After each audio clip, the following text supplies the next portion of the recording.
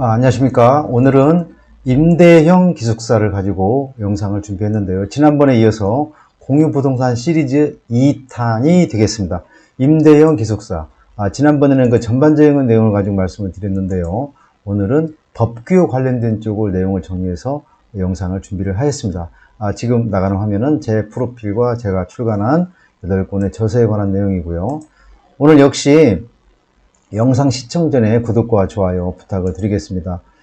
우선 첫 번째로 2023년 올해 지난 2월 24일 공포 및 시행된 임대형 기숙사 건축법 시행령 개정안에 대해서 살펴보도록 하겠습니다. 일단 임대형 기숙사에 관해서 요즘 관심들이 좀 많은데 어디로 궁금한 점을 문의를 해야 되는가에 대해서 답답한 경우가 많습니다. 그래서 오늘 제가 자료를 준비했는데 국토부의 건축정책과 그리고 민간임대정책과로 문의를 하시면은 안내를 받으실 수가 있을 것 같습니다. 그런데 통화하기는 다 알고 계시는 것처럼 이렇게 만만하지가 않죠. 쉽지가 않습니다. 자, 일단 임대형 기숙사 신설한 이유를 먼저 살펴보겠는데요. 일단 생활 문화가 많이 변하고 있고요. 그 다음에 이제 부엌, 거실을 공동 소유하는, 공동 사용하는 그런 이 기숙사형 주거 수요가 많이 늘어나고 있다라는 그런 말씀을 좀 드리겠습니다. 그 다음에 생활문화 변화를 반영한다라고 되어 있는데, 그동안에는 공장과 대학교나 학교에 관련된 기숙사만이 운영이 됐었는데, 이제는 이번에 새로 나온 임대형 기숙사는 일반인을 대상으로 한다라고 하는 내용이 특이점이다라고 볼 수가 있겠고요. 건축법 시행령이 2023년 지난 2월에 개정이 됐고, 민간 임대주택 특별법 시행령도 개정이 되어야 하는데, 올해 안에 아마, 여름이나 8, 9월이나 하반기쯤에 개정이 될 거라고 보고요. 이때 개정이 됨으로 인해서 본격적으로 임대형 기숙사 사업은 진행될 것이다 라고 예상을 해 봅니다.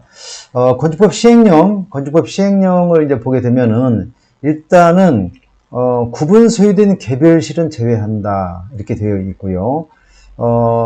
이제 일반 기숙사도 있고 임대형 기숙사가 있는데, 일단 일반 기숙사와 임대형 기숙사는 별도의 기준이 아니다라고 말씀을 먼저 드리겠습니다. 일반 기숙사에 적용되는 것 플러스 임대형 기숙사다라고 이렇게 이해를 꼭 하셔야 될 것 같습니다.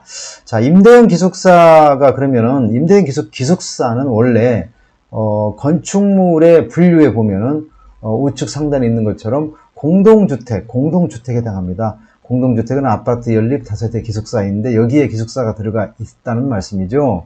자, 그러면 임대형 기숙사는 공공주택특별법과 민간임대주택특별법에 관한 규정을 적용을 받는데 20실 이상이어야 하고, 해당 기숙사의 공동취사 시설을 이용하는 세대수가 절반 50%가 넘어야 한다라는 규정이 제시되고 있습니다.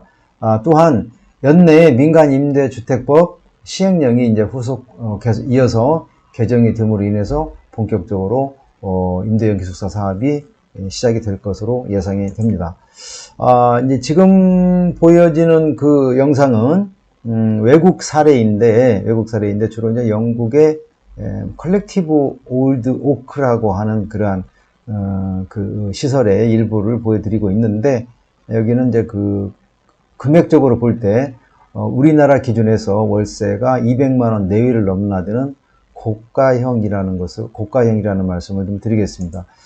일단 건축법 시행령을 보게 되면 이제 현재 상황을 볼 수가 있고요. 그 다음에 이제 개선 내용이고 기대 효과 이렇게 세 개로 나눠서 볼 수가 있는데, 현황은 어떻든 간에 기숙사 형태의 대규모 임대주택 서비스 수요가 늘어나고 있지만은 아직까지는 이러한 공급이 없었다라는 내용이고요.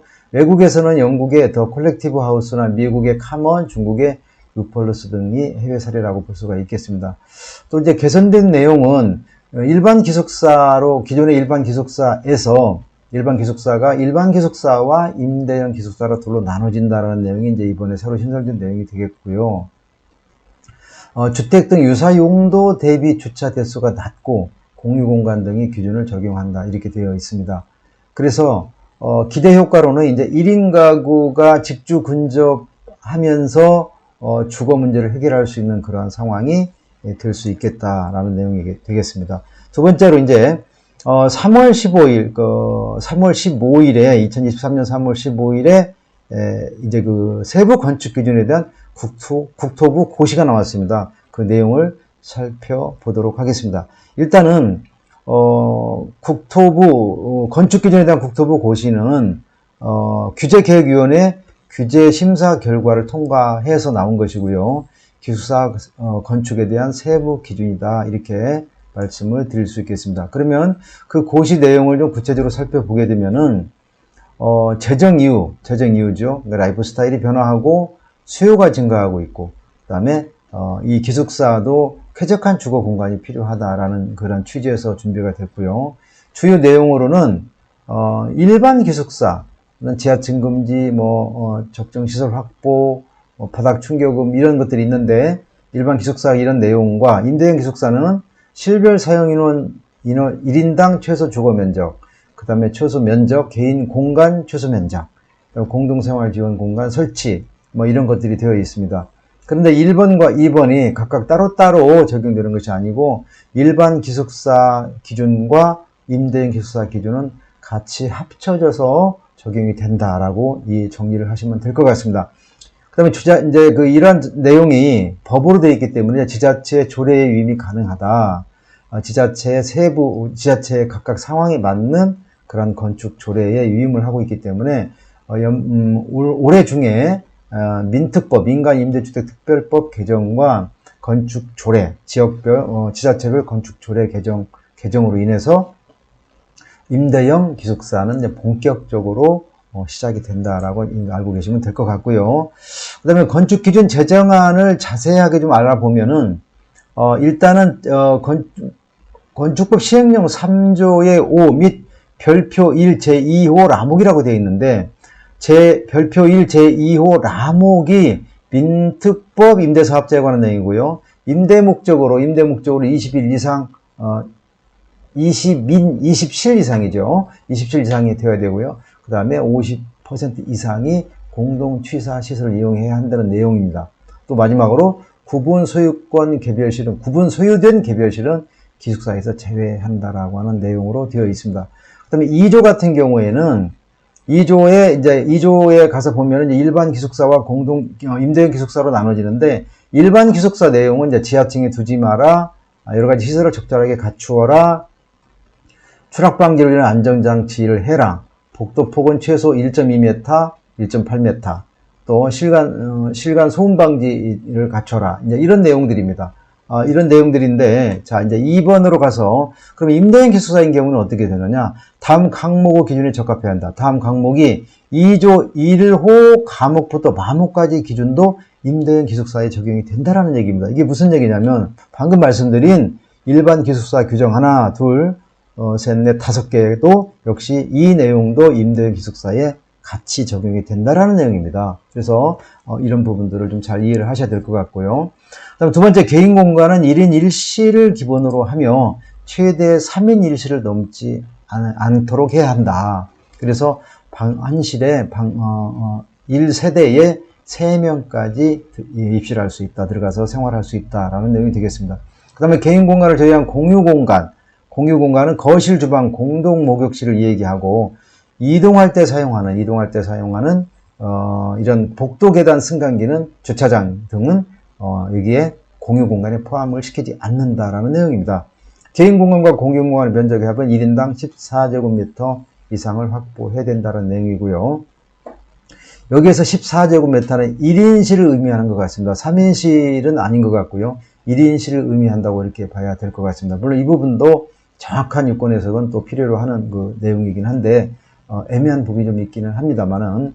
자, 그 다음에 150인, 그러니까 공유공간 확보 기준은, 인원에 따라서 좀 달리 적용을 하고 있는데요. 150인 이하는 4제곱미터, 1인당 4제곱미터이고요. 그러니까, 한 평 정도 되겠죠. 그 다음에 150인을 초과하고 300인 이하인 경우에는, 600제곱미터니까 181평 플러스 150인 초과 인원 곱하기 3.5제곱미터 한 평, 이게 합쳐진 면적이 공유 공간이 되어야 한다라는 것을 의미합니다. 또 300인 초과 500인 이하는 340평에다가 역시 300인 초과는 3제곱미터 약 1평이 안 되겠죠. 0.89평 정도를 곱해서 합쳐진 면적이 공유 공간으로 확보를 해야 된다라는 내용이라고 볼 수 있고요. 500인 초과하는 경우에는 522평 플러스 500인 초과 인원당 2.5제곱미터를 곱해서 합친 면적을 공유 공간으로 확보를 해야 된다는 내용입니다. 그 다음에 각실의 창문, 그 다음에 실제 출입문 1개 이상을 설치해야 되고, 먹방은 인정하지 않겠다. 이제 그런 얘기고요.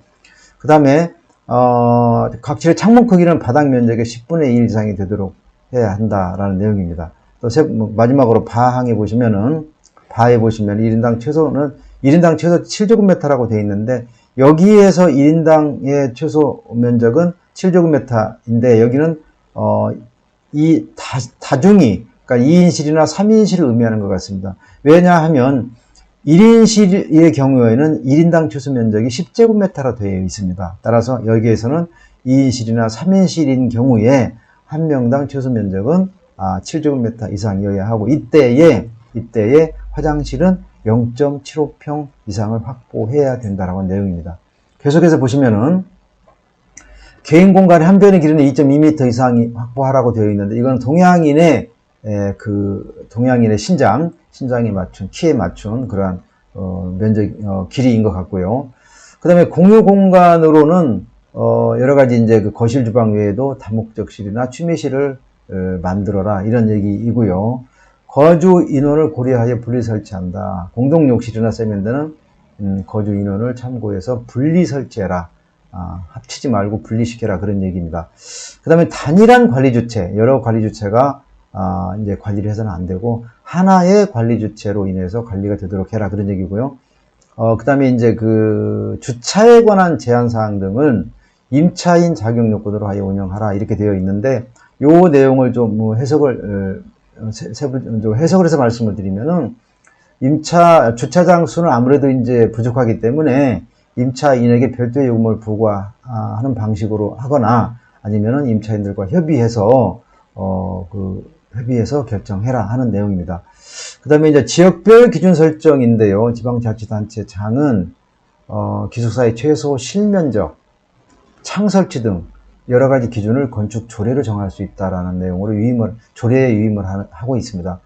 그 다음에 이제 그 타당성 검토하여 3년마다 타당성 검토를 하게 되어 있는데, 이 내용은 어떤 법이 시행이 되게 되면은 반드시 이제 문제점이 발견이 되겠죠. 그래서 이러한 문제점이 발견될 수 있기 때문에 3년마다 그 타당성을 검토해서 개선해라, 그런 얘기입니다.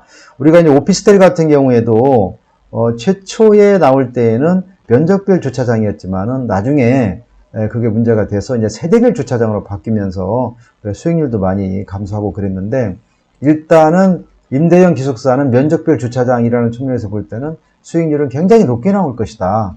지금까지 나와 있는 어떠한 건축물보다 수익률은 높게 나올 것이다라는 것이 누구나 다 쉽게 예상을 해볼 수 있는 것입니다.